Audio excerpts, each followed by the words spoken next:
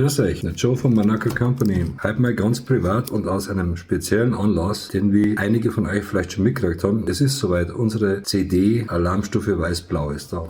Hier ist sie, ganz frisch aus der Presse. Wollen wir uns da mal anschauen, was da so alles drin ist, ne?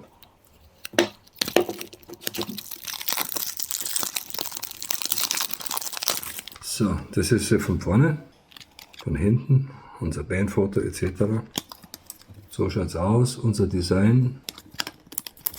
Das Booklet haben wir uns auch sehr viel Mühe damit gegeben. Da haben wir hier mal eine Beschreibung von unserer Musik. Wir nennen das nämlich Heimatsound 2.0. Ist eigentlich eine ganz gute Umschreibung von bayerischer Musik, mal ein bisschen anders, also nicht immer so das Übliche mit Reggae und Bläser und sonst irgendwie sowas in der Richtung, sondern einfach mal richtiger Rock'n'Roll, was man an dem Foto auch ganz gut sieht. Ja, dann haben wir Texte drin, ist ganz klar, weil bayerisch ist zwar schön, aber der eine oder andere versteht es vielleicht nicht so gut. Also haben wir alle unsere Texte auch abgedruckt.